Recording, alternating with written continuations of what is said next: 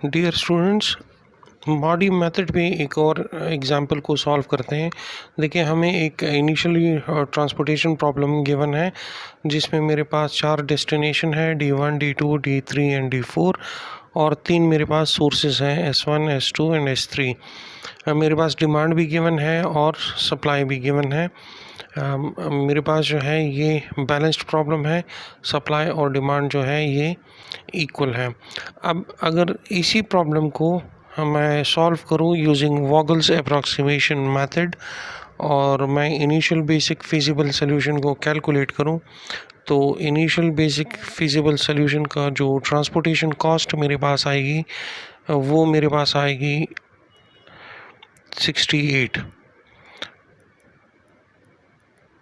अगर मैं इसकी इनिशियल ट्रांसपोर्टेशन कॉस्ट मालूम करूं तो वो मेरे पास आएगी 68 by applying Vogel's approximation method. तो इसमें एलोकेटेड सेल्स मेरे पास कौन कौन से होगी? एक ये एलोकेटेड सेल होगा, यहाँ पे वैल्यू मेरे पास आएगी 3। उसके अलावा ये एलोकेटेड सेल होगा, यहाँ पे वैल्यू आएगी 1। ये एलोकेटेड सेल होगा, यहाँ वैल्यू होगी 3। इसके अलावा ये एलोकेटेड सेल है, इसकी भी वैल्यू होगी 3। ये भी एलोकेटेड सेल होगा, इसकी वैल्यू होगी 1, और ये एलोकेटेड सेल होगा, इसकी वैल्यू होगी 4।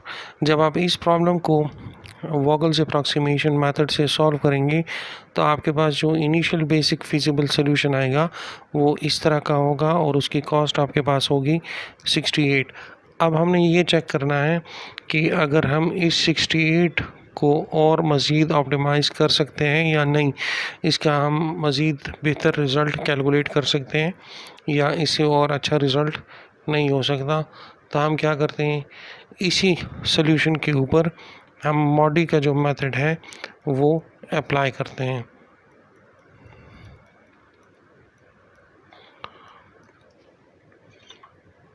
ठीक है जी। अब मॉडी का मेथड जब हम अप्लाई करेंगे उसमें सबसे पहला काम जो हम चेक करते हैं वो हम क्या देखते हैं, टोटल एलोकेटेड सेल्स देखते हैं कि हमारे पास टोटल एलोकेटेड सेल्स जो हैं क्या वो m+n-1 इसके बराबर है कि नहीं। m+n-1। अब m क्या चीज़ है? m is the number of rose, n is the number of column, और टोटल एलोकेटेड सेल अब देखें इसमें आपके पास टोटल एलोकेटेड सेल कितने हैं, 1, 2, 3, 4, 5 और 6।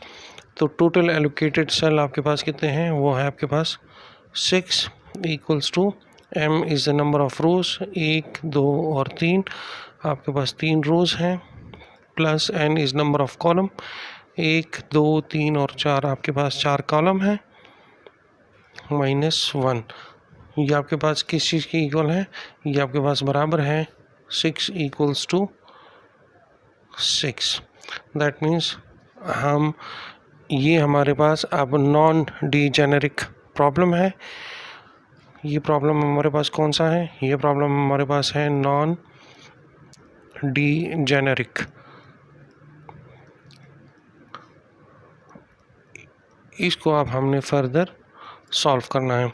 तो आप देखें ऊपर का जो मैट्रिक्स गिवन है यही मैट्रिक्स मैंने इधर दोबारा बना दिया है, और यही मैं जो एलोकेटेड सेल्स हैं मैं वही वैल्यूज़ इधर दोबारा लिख देता हूँ। ये मेरे पास एलोकेटेड सेल्स हैं।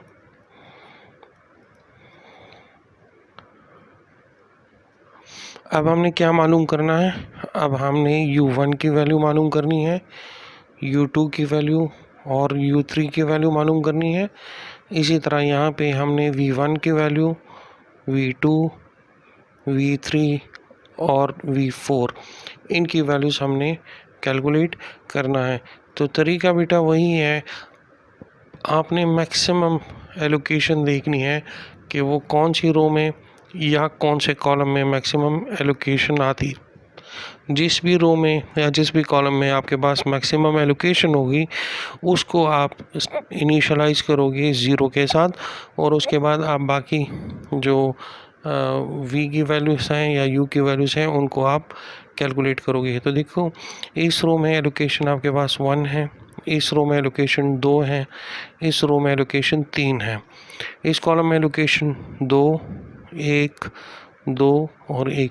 तो मैक्सिमम एलोकेशन इस रो में है, तो हम इस रो को दैट मीन्स U3 को हम कंसिडर करेंगे कि ये 0 है। अब अगर मेरे पास U3 की वैल्यू आ गई है तो मैं V1 की वैल्यू कैलकुलेट कर सकता हूँ। कैसे? देखो 0 के साथ क्या ऐड करूँ कि रिज़ल्ट 7 आ जाए। तो 0 के साथ अगर 7 ऐड करूँगा तो रिज़ल्ट 7 आएगा, तो V1 की वैल्यू क्या होगी? 7। इसी तरह V2 कैलकुलेट करूँगा, 0 के साथ क्या ऐड करूँ कि रिज़ल्ट 6 आ जाए। तो अगर मैं 6 ऐड करूँ 0 के साथ तो रिज़ल्ट 6 आ जाएगा। सेम इसी तरीके के साथ अब आपने V3 कैलकुलेट करना है। तो देखें 0 के साथ क्या ऐड करूं कि रिज़ल्ट 6 आ जाए। तो अगर आप 0 के साथ 6 ऐड करेंगे तो आपके पास रिज़ल्ट 6 आएगा। अब देखें आपने V3 कैलकुलेट कर दिया है, तो अब हम U2 कैलकुलेट कर सकते हैं। यहाँ पर वैल्यू आपके पास 5 है और यहाँ पे 6 है। 6 के साथ क्या ऐड करूँ कि रिज़ल्ट 5 आ जाए। 6 के साथ अगर मैं -1 ऐड करूँगा तो रिज़ल्ट 5 आ जाएगा। ठीक है, इसी तरह अब इसको कैलकुलेट करना है। यहाँ आपके पास -1 है और यहाँ पे 4 है। -1 के साथ क्या ऐड करूँ कि रिज़ल्ट 5 आ जाए। तो अगर आप -1 के साथ 5 ऐड करोगे तो रिज़ल्ट 4 आ जाएगा। सेम U1 मालूम करना है, 7 के साथ क्या ऐड करूँ कि रिज़ल्ट 2 आ जाए। 7 के साथ अगर आप -5 ऐड करेंगे तो रिज़ल्ट आपके पास क्या आएगा? रिज़ल्ट आपके पास 2 आएगा। तो आप देखें आपने V1, V2, V3, V4, U1, U2 और U3 की वैल्यूज़ को जो है वो आपने कैलकुलेट कर दिया है। जब आप ये कैलकुलेशन कर लेंगे उसके बाद आपने क्या करना है, जो नॉन बेसिक सेल्स हैं आपके पास जिनमें एलोकेशन अभी तक नहीं हुई, जितने भी नॉन बेसिक सेल्स हैं उनकी आपने पेनल्टीज़ कैलकुलेट करनी है। पेनल्टीज़ कैसे कैलकुलेट करते हैं? देखें पेनल्टी कैलकुलेट करने का एक फार्मूला है। हम लिखते हैं PIJ किस चीज़ के बराबर है? ये बराबर है UI plus VJ minus CI और J। अब इसमें आपने अगर देखें ये मेरे पास नॉन बेसिक सेल है क्योंकि इसमें एलोकेशन नहीं है, ये भी है, ये this one and this one and this one. तो अब हमने इस सेल की पेनल्टी कैलकुलेट करनी है। ये first row second column, first row second column that means P12। अब P12 के मैंने पेनल्टी कैलकुलेट करनी है। तो आप देखें हमने इस सेल की पेनल्टी कैलकुलेट करनी है, तो ये मेरे पास P12 होगा। तो अगर आप देखें अगर मैं P1 और 2 के पेनल्टी कैलकुलेट करता हूँ तो ये किस चीज़ के बराबर होगा? U1 plus V2 minus C12 इसके बराबर होगा। तो अब आप इसमें वैल्यूज़ पुट करें। देखिए P12 U1 की वैल्यू हमारे पास क्या थी, यहाँ लिख देता हूँ। U1 मेरे पास था -5, U2 था -1, U3 हमने कैलकुलेट किया था 0, V1 हमारे पास था 7, V2 था 6, V3 6 और V4 मेरे पास था 5।